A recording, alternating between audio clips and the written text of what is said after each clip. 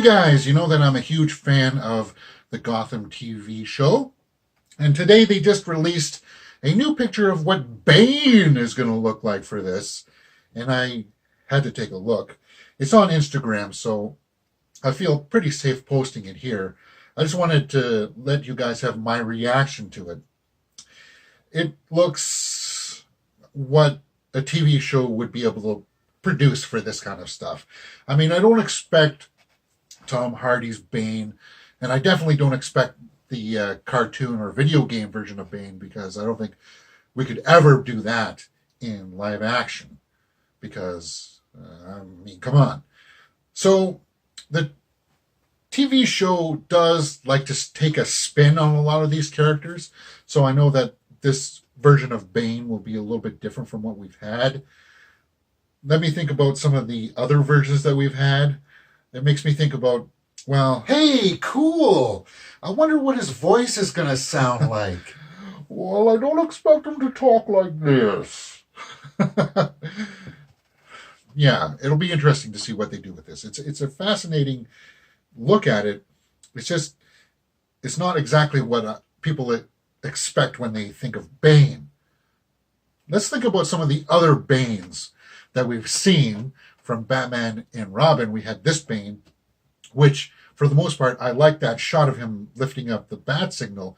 But then once you saw what they were doing with it like that, yeah, that's not Bane. And of course, you have him in different versions of him in the cartoons, which was okay, but it's that big, brooding kind of Bane where, yeah, okay. Trying to translate him to the big screen, of course, I think the best version of Bane that we've had was of Tom Hardy's version, even though the mask may not have worked for everybody. I thought it worked.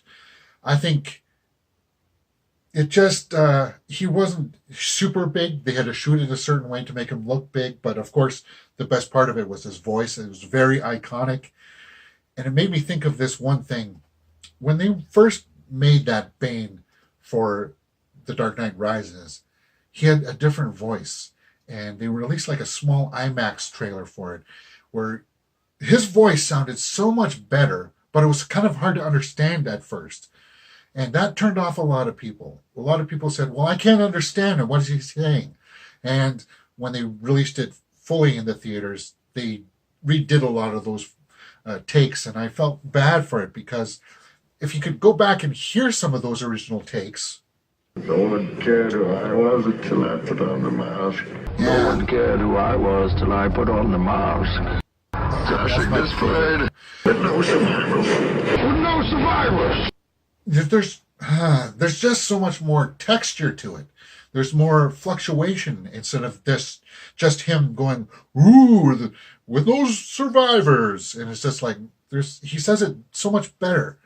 Yeah, and we kind of screwed that up. I wish we had a version of that movie where we could hear the original voice, because if you hear interviews about it, Tom Hardy was a little disappointed that they never used his original takes. They used different versions so that people could understand it better. But yeah, I did like the Batman fight scene with him in the sewers. That was probably the best part of that movie. I thought it was really good. All right, so Bane, back to Bane, the TV show picture. What do you guys think? Is this going to be an interesting version of this take of Bane? Who knows? But the picture is there. Let me know what you think about it in the comments below. My name is James, and you're watching Mirror Domains. If you've liked what you've seen, please hit that thumbs up button and subscribe.